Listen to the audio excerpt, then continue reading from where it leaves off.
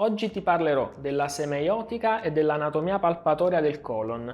Imparerai a trovare e valutare, attraverso i giusti punti di repere, la sua forma, il suo volume, i suoi mezzi di fissità, i vasi e i nervi che lo circondano, i rapporti che intercorrono fra il colon, gli altri organi e il sistema muscoloscheletrico. Grazie a queste informazioni avrai sempre una marcia in più rispetto agli altri e potrai fidarti delle tue mani nella visita clinica del paziente affetto da disturbi del sistema digerente. Il colon è quella porzione di intestino grasso che si estende fra il cieco e il retto. Esso si porta prima verticalmente in alto, formando il colon ascendente. Qui, piegandosi ad angolo retto, forma la cosiddetta flessura epatica o flessura colica di destra. Successivamente, da destra verso sinistra va a formare il colon trasverso, che si piega a formare la flessura splenica o flessura colica di sinistra, che ha un angolo di 50 gradi, per poi diventare verticale con il colon discendente fino a toccare la fossa iliaca sinistra. Da qui essa viene percorsa dal sigma in modo obliquo in basso e medialmente. Infine il sigma attraversa il piccolo bacino per continuarsi in basso nel retto all'altezza della terza vertebra sacrale. Tolto il cieco e il retto, il colon ha una lunghezza di circa 1,20 m, 1,5 m. Il suo calibro diminuisce progressivamente che ci si avvicina al retto, passando da circa 5 cm nel colon ascendente a circa 35 mm nel sigma. Questi diametri ovviamente possono variare in caso di spasmo della muscolatura liscia o di una dilatazione a monte di una stenosi. Per trovare e valutare il colon è molto importante partire dai giusti punti di repere. Il colon ascendente si trova in uno spazio compreso in alto da un piano orizzontale passante per la decima costa, in basso un piano orizzontale passante per la cresta iliaca di destra. Medialmente esso è delimitato da un piano verticale passante per la nona costa, per la sua estremità anteriore, lateralmente è delimitato dal fianco destro. Il colon trasverso invece si presenta nelle forme più variabili. Esso decorre da destra verso sinistra e dal basso verso l'alto. Può descrivere una curva a forma di U o V maiuscola o addirittura presentarsi ad S.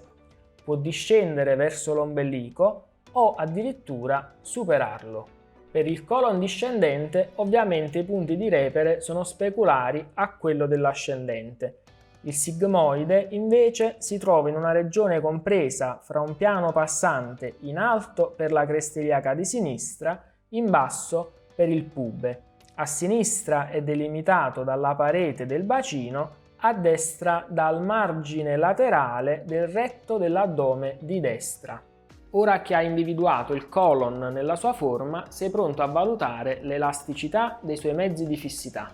I mezzi di fissità del colon sono rappresentati da pieghe del peritoneo che vanno a formare dei veri e propri legamenti, dei quali potrai andare a valutare la mobilità, l'elasticità e la dolorabilità.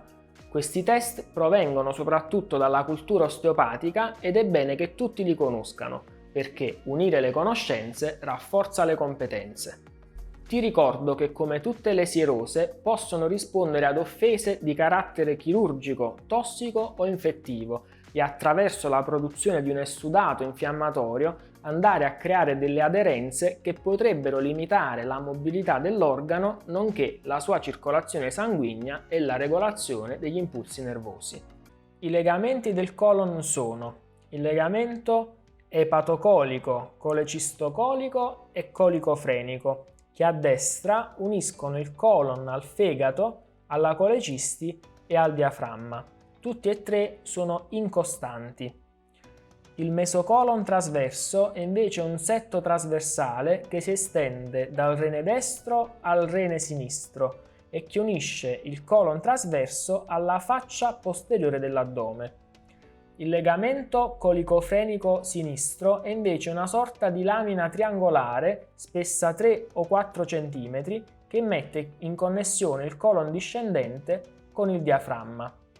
Il mesocolon sigmoideo o mesosigma unisce appunto il sigma alla fossa iliaca sinistra e all'osso sacro, rendendolo però piuttosto mobile.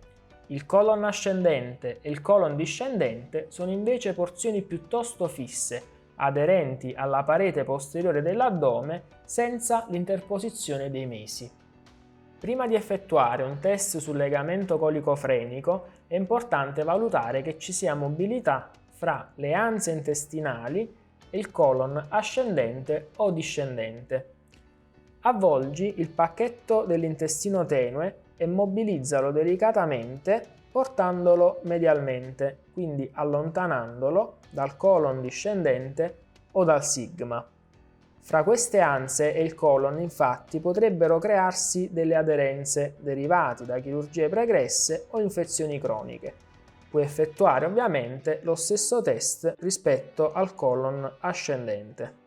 Per effettuare un test sul legamento colicofrenico destro, o meglio sulla flessura epatica, posizionati dietro al paziente seduto. Con la mano sinistra bisogna andare a stabilizzare il colon posteriormente. Con la mano destra bisogna portarlo leggermente medialmente in modo da stirare le strutture legamentose. Sensazioni di dolorabilità o di carenza di elasticità a questo livello potrebbero stare ad indicare una problematica della flessura epatica, una zona che va spesso incontro a stasi di materiale fecale o a bolle di gas a causa della sua forte angolatura. Ovviamente puoi effettuare lo stesso test dall'altro lato per testare la flessura splenica. Per valutare la mobilità del sigmoide, allontanalo delicatamente dalla fossa iliaca sinistra. Ti ricordo che nella parte superiore il sigma è più fisso rispetto a quella inferiore, quindi una minore mobilità in alto è un risultato totalmente normale. Come per il cieco, anche il sigmoide è in strettissima relazione con il muscolo iliopsoas, quindi fenomeni infiammatori o chirurgie pregresse potrebbero riportare delle aderenze fra l'organo e il piano del muscolo, influenzando la biomeccanica dell'anca e dell'arto inferiore. Sia per la vascolarizzazione che per l'innervazione possiamo parlare di un vero e proprio colon destro e colon sinistro. Infatti la porzione destra del colon, che comprende il ceco, l'appendice, il colon ascendente, la flessura epatica e la metà destra del colon trasverso, riceve l'irrorazione dall'arteria mesenterica superiore, mentre la porzione sinistra, che comprende la metà sinistra del trasverso, la flessura splenica, il colon discendente e il sigma, riceve l'irrorazione dall'arteria mesenterica inferiore. Stesso discorso vale per l'innervazione, che a destra proviene prevalentemente dal plesso mesenterico superiore e a sinistra dal plesso mesenterico inferiore, il tutto arricchito da un importante contingente che arriva dalle catene simpatiche lombari. Poiché hai già imparato a reperire il polso dell'arteria mesenterica superiore nel video precedente dedicato all'intestino tenue, oggi parliamo della repertazione del polso dell'arteria mesenterica inferiore. Ti ricordo infatti che sulla proiezione dei plessi nervosi puoi avvertire la pelle più umida a causa della forte attività simpatica sottostante, il che ti darà una sorta di sensazione di stop scivolando con il dito sulla pelle. Per reperire l'arteria mesenterica inferiore, fai scivolare il tuo dito indice, posto leggermente a sinistra dell'ombelico, dal basso verso l'alto. Alla prima sensazione di stop dovresti trovarti sul polso dell'arteria mesenterica inferiore, a 1 o 2 dita appunto dall'ombelico. Ti ricordo che l'arteria mesenterica inferiore è la più bassa delle collaterali dell'aorta addominale, che nasce praticamente 4-5 cm sopra dalla biforcazione aortica. Parlando di colon, è importante valutare anche le caratteristiche delle feci, alcune delle quali sono state riassunte all'interno della scala di Bristol, che ne riconosce 7 tipi diversi. Il tipo 1 è rappresentato da grumi duri e separati, con difficoltà di espulsione. Il tipo 2 è rappresentato da grumi duri e uniti fra loro nella forma di una salsiccia, sempre difficili da espellere. Il paziente, in questi primi due casi, avrà con ogni probabilità un quadro tipico della stipsi, con scarso apporto d'acqua e fibre all'interno delle sue abitudini alimentari. Il tipo 3 corrisponde invece a feci a forma di salame con una superficie che presenta delle crepe. Il tipo 4 ha feci a forma di salame o serpente con una superficie liscia, entrambe caratterizzate da una facilità di espulsione. Questi sono i due tipi ideali. Dal tipo 5 al tipo 7 abbiamo via via una maggiore inconsistenza delle feci, da frammenti morbidi e flocculari fino ad arrivare alla vera e propria diarrea liquida. Alcuni studi hanno messo in evidenza il fatto che il tipo 1 e il tipo 2 è più presente nel sesso femminile, il tipo 5 e il tipo 6 è più presente nel sesso maschile. È importante valutare anche il colore delle feci, che dovrebbe essere di un marrone né troppo scuro né troppo chiaro. Questo colore è dato dalla bilirubina, che viene screta dalla colecisti all'interno dell'intestino e che viene metabolizzata a stercobilina ad opera della flora batterica probiotica. Feci troppo chiare potrebbero stare a significare infatti una scarsa iezione della bile o una povertà dei batteri probiotici in grado di trasformarla all'interno dell'intestino. La completa ipocromia fecale, invece, quindi feci troppo pallide o addirittura tendenti al grigio, è spesso correlata a vere e proprie patologie del sistema epatobiliare o del pancreas che impediscono completamente il passaggio della bile all'interno del duodeno. Feci verdi invece possono indicare un transito troppo accelerato che non permette alla biliverdina di trasformarsi in bilirubina e derivati, come avviene per esempio nell'abuso dei lassativi.